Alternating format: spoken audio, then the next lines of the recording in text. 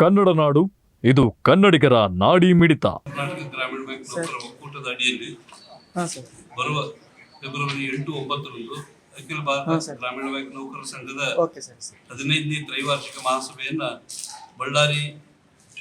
ಬಳ್ಳಾರಿಯ ಕಮ್ಮಾ ಭವನದಲ್ಲಿ ಆಯೋಜಿಸಲಾಗಿದೆ.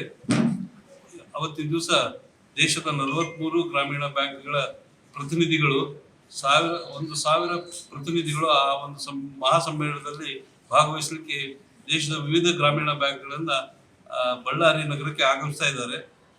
ಆ ಒಂದು ಮಹಾಸಮ್ಮೇಳನದಲ್ಲಿ ಗ್ರಾಮೀಣ ಬ್ಯಾಂಕ್ ಉದ್ಯೋಗಿಗಳಿಗೆ ಸಂಬಂಧಿಸಿದ ಹಾಗೂ ಗ್ರಾಮೀಣ ಬ್ಯಾಂಕಿಗೆ ಸಂಬಂಧಪಟ್ಟ ವಿಷಯಗಳ ಬಗ್ಗೆ ಸುದೀರ್ಘ ಚರ್ಚೆ ಕೂಡ ಆಗ್ತಾ ಇದೆ.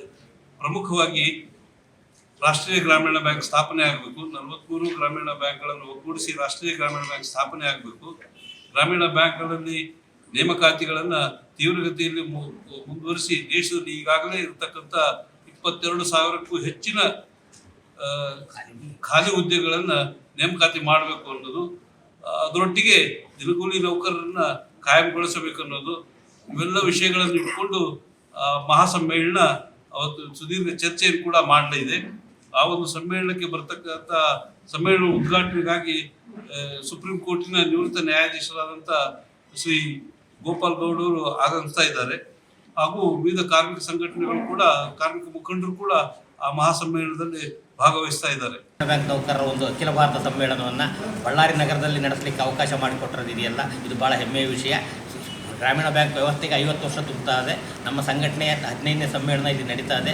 ದೇಶದ ಎಲ್ಲ ಭಾಗಗಳಿಂದಲೂ ಜನ ಬರ್ತಾ ಇದ್ದಾರೆ. ಇದರ ಸಮ್ಮೇಳನದ ಯಶಸ್ಸಿಗಾಗಿ ಒಂದು ಸ್ವಾಗತ ಸಮಿತಿಯನ್ನು ಕೂಡ ರಚಿಸಿವಿ. ಸ್ವಾಗತ ಸಮಿತಿಯಲ್ಲಿ ಅಧ್ಯಕ್ಷರಾಗಿ ಸ್ಥಳೀಯ ನ್ಯಾಯವಾದಿಗಳಾದ ಕೋಟೇಶ್ವರರಾವ್ ಇದ್ದಾರೆ. ಅವರ ಜೊತೆಗೆ ಸಮ್ಮೇಳನದ ಸ್ವಾಗತ ಸಮಿತಿಯಲ್ಲಿ ನಮ್ಮ ವಿಠ್ಠಲ್ ಅವರಿದ್ದಾರೆ, ಡಾಕ್ಟರ್ ಅರವಿಂದ್ ಪಟೇಲ್ ಅವರಿದ್ದಾರೆ, ಮತ್ತು ಪನ್ನಾರಾಜ್ ಅವರಿದ್ದಾರೆ. ಬೇರೆ ಬೇರೆ ಸ್ಥಳೀಯ ಸಂಘಟನೆಗಳ ಮುಖಂಡರುಗಳನ್ನೆಲ್ಲ ಸೇರಿಸ್ಕೊಂಡಿರ್ತಕ್ಕಂಥ ಸ್ವಾಗತ ಸಮಿತಿ ಈ ಸಮ್ಮೇಳನದ ಯಶಸ್ಸಿಗಾಗಿ ಸಿದ್ಧತೆ ಮಾಡ್ತಾ ಇದೆ. ನಾವು ಇದಕ್ಕೆ ಸೂಕ್ತ ಪ್ರಚಾರ ನೀಡಬೇಕು ಅಂತೇಳಿ ಮಾಧ್ಯಮದಲ್ಲಿ ನಾವು ಮನವಿ ಮಾಡ್ತಾ ಇದ್ದೀವಿ. ನೀವಿನ್ನು ಕನ್ನಡ ನಾಡು ವಾಹಿನಿಯನ್ನ ಸಬ್ಸ್ಕ್ರೈಬ್ ಮಾಡಿಕೊಂಡಿಲ್ವಾ? ಈಗಲೇ ಸಬ್ಸ್ಕ್ರೈಬ್ ಮಾಡಿ, ಬೆಲ್ ಐಕಾನ್ ಅನ್ನ ಒತ್ತಿ ನೋಟಿಫಿಕೇಶನ್ಗಳನ್ನ ಪಡೆಯಿರಿ.